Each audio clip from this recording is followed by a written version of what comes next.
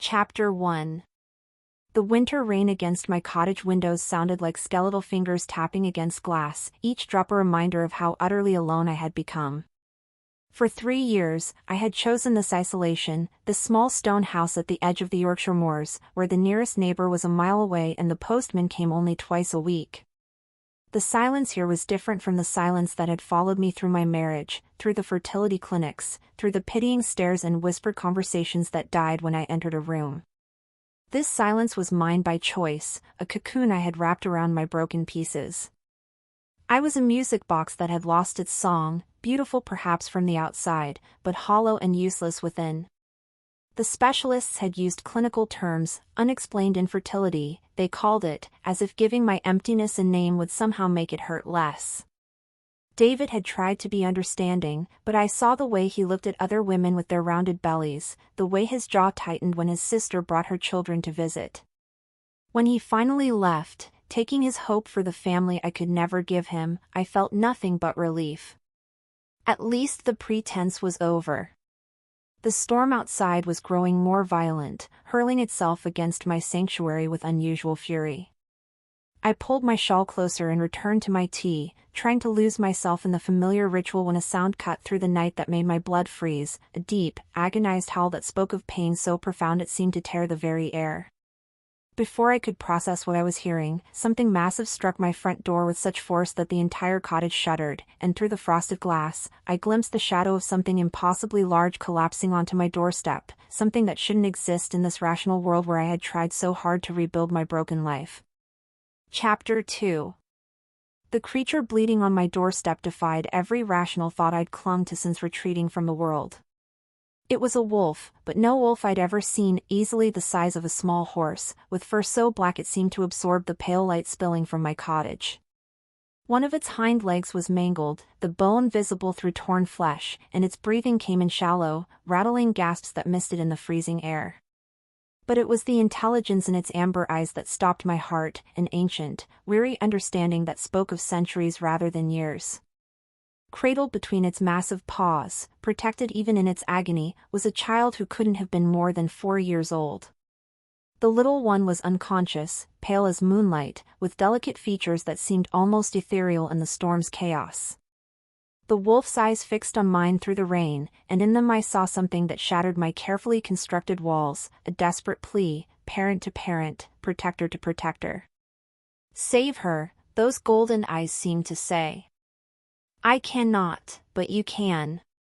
Every instinct screamed at me to close the door, to call the authorities, to maintain the safe distance I'd built between myself and anything that might hurt me. But as I stared at this impossible tableau, this fierce guardian who had carried a child through a killing storm to collapse at my threshold, I felt something I thought had died 3 years ago stir in my chest. Before I could second-guess myself, I was kneeling in the mud and rain, gathering the unconscious child into my arms while the great wolf watched with what I could only describe as gratitude, and it wasn't until I'd carried them both inside and barred the door that I noticed the child's ears were slightly pointed and her skin held a faint luminescent quality that had nothing to do with the firelight dancing across her otherworldly features. Chapter 3. The child, Lyra, I had decided to call her, though she hadn't yet spoken, had been unconscious for 2 days, her breathing so shallow I often pressed my ear to her chest just to confirm her heart still beat. She lay in my spare bedroom, the one I'd once foolishly painted yellow for the children who would never come, and I found myself maintaining a constant vigil between her bedside and the living room where the great wolf had claimed a space before the hearth. He, for I was certain now it was male, had allowed me to clean and bandage his wounds, though his leg would likely never heal properly. He watched everything with those unsettling amber eyes, as if cataloging every detail of my home, my movements, my very soul. I should have been terrified. Any reasonable person would have called animal control, the police, someone who dealt with dangerous wildlife and mysterious children who appeared from nowhere. Instead, I found myself talking to him as I prepared warm broths and changed bandages, rambling about the books I'd been reading, the garden I planned for spring, the way the moor looked when the fog rolled in at dawn.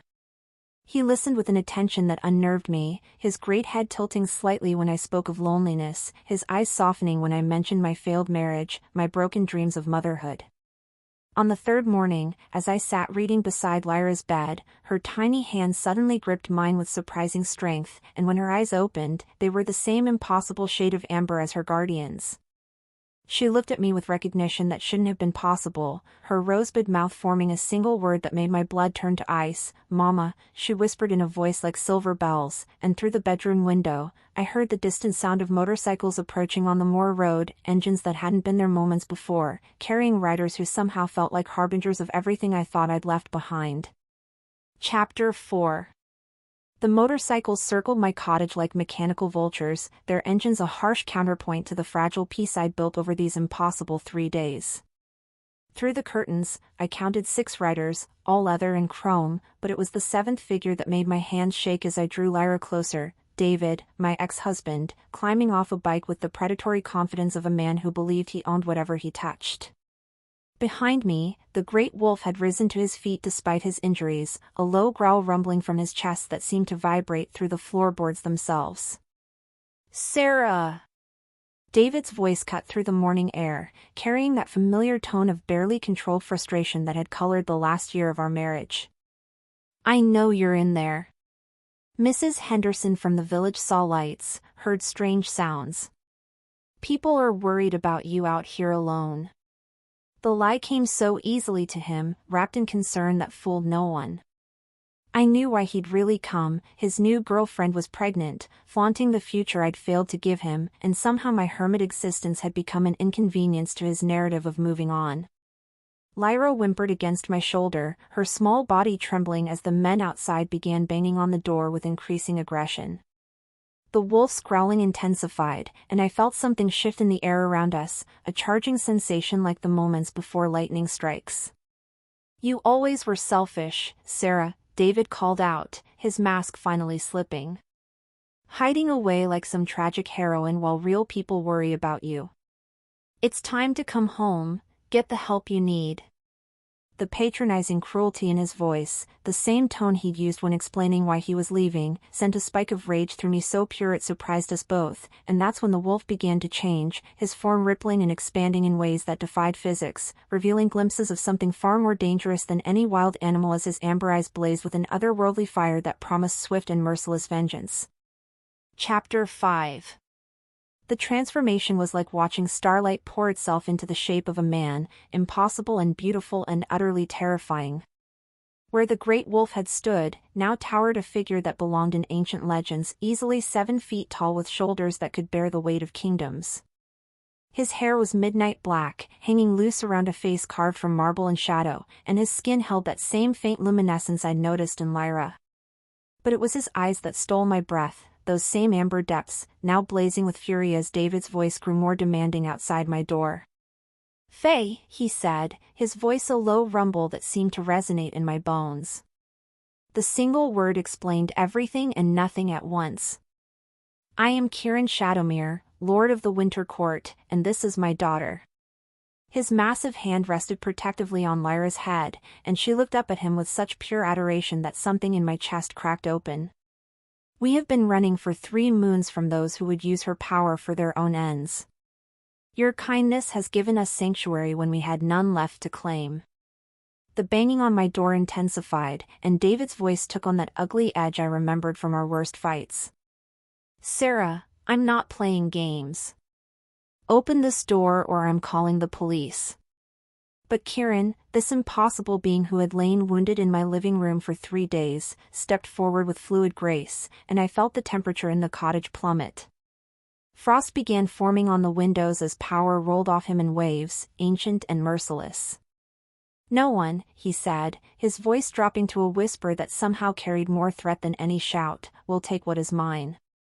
And as his amber gaze met mine, burning with possessive intensity, I realized he wasn't just talking about Lyra, he was talking about me, and outside, David's confident demand suddenly cut off in a strangled gasp as if winter itself had wrapped icy fingers around his throat.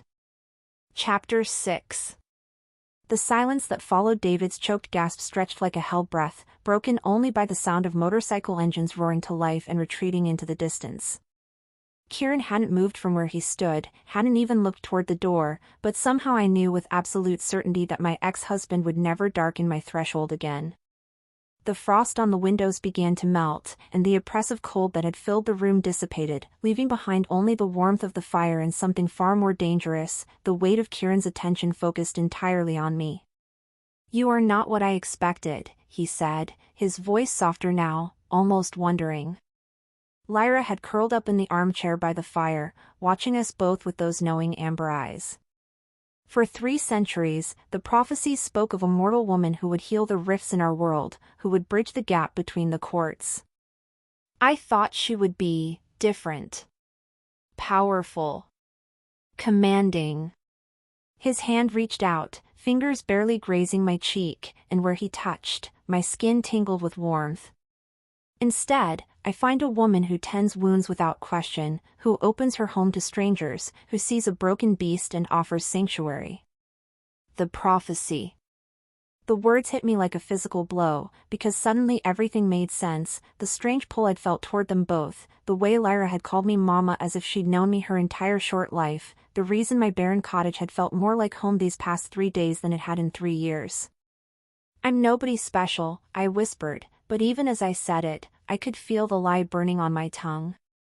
Kieran's thumb traced along my jawline, and his amber eyes held mine with an intensity that made my knees weak.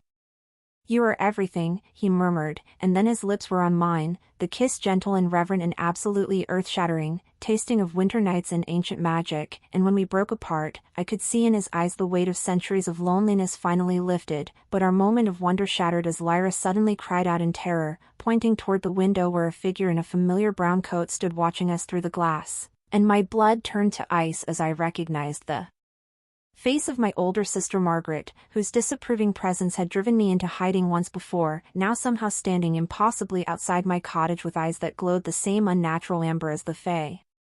Chapter 7. Margaret's transformation into something otherworldly shouldn't have surprised me more than anything else that had happened, but seeing my own sister's familiar features warped by Fae magic felt like the final betrayal in a lifetime of small cruelties. She stood motionless beyond the glass, no longer the prim schoolteacher who had spent years reminding me of my failures, but something ancient and predatory wearing her face. Kieran's entire body went rigid beside me, his hand instinctively reaching for a sword that wasn't there, and I realized with growing horror that this was no coincidence. Margaret had found us for a reason. "Autumn Court," Kieran breathed, the words carrying a weight of old hatred. "Your sister is one of Queen Morgan's agents, Sarah. How long has she been watching you?" The question hit me like a physical blow because suddenly every concerned phone call, every guilt-laden visit, every perfectly timed appearance in my life took on a sinister new meaning. Margaret had been there during my fertility treatments, offering hollow comfort. She'd been there when David left, clicking her tongue at my stubborn refusal to seek help. She'd even suggested this cottage, claiming she'd found the listing by chance. Lyra whimpered and pressed closer to my side, her small hands clutching my sweater with desperate strength. "She wants to take me back," the little girl whispered, her voice trembling with terror. "Mama, don't let her take me back to the cold place." The words "Mama" from her lips sent a fierce surge of protectiveness through me that I'd never experienced before, not even in my deepest longing for children of my own. This child was mine now, had been mine from the moment I'd carried her in from the storm, and I would die before I let anyone hurt her. Margaret began to move then, gliding across the moor grass with inhuman grace, and as she approached the cottage, I heard her voice in my head, not spoken aloud, but planted there with Fae magic that made my skull ache. "You cannot run from what you are, little sister. The half-blood always comes home to roost." The words hit me like lightning, revealing a truth that shattered everything I thought I knew about myself, and as Kieran turned to stare at me with dawning realization, I finally understood why I had never been able to bear human children, why the cottage had called to me, why I could see through Fae glamour. I was one of them, had always been one of them, and my supposed sister had been my jailer all along. Chapter 8. The revelation crashed through me like a dam bursting, flooding my consciousness with memories that had been locked away by glamour so subtle I'd never known they were missing. I remembered now, a childhood spent between 2 worlds, a Fae mother who had loved a human man too deeply and paid the price when the Autumn Court decided their half-blood daughter was too dangerous to roam free. Margaret wasn't my sister but my keeper, assigned to watch over me, to keep me docile and unaware of my true nature until the courts decided what to do with me. My hands began to glow with soft silver light, and I felt power rushing through my veins like molten starlight, the heritage I'd been denied, the magic that had been suppressed so completely I'd believed myself broken in every way that mattered. That's why David could never give you children, Margaret's voice continued its cruel whisper in my mind. Human and fae don't mix that way. You were made for something greater, Sarah. The bridge between worlds, just as the prophecies foretold. Through the window, her smile was sharp as winter frost. Kieran found you because we let him find you. Everything has been orchestrated. But as the words tried to take hold, to make me doubt this connection that felt truer than anything in my human life, Lyra's small hand slipped into mine, and her touch burned away the last of Margaret's mental influence. That's not true, the little girl said with startling clarity, her amber eyes blazing with her own inner fire. Papa chose you because his heart called to yours. I chose you because your soul sings the same song as mine. The prophecy didn't make us family, we made ourselves family. Kieran stepped protectively in front of us both, and I felt his power rising to meet mine, winter and starlight combining into something that made the very air shimmer with potential. Your move, keeper, he called out to Margaret, his voice carrying the authority of ancient nobility. But know that you no longer face a broken human woman hiding from the world, you face the Winter Lord's mate and the mother of his heir, and we will not be separated again.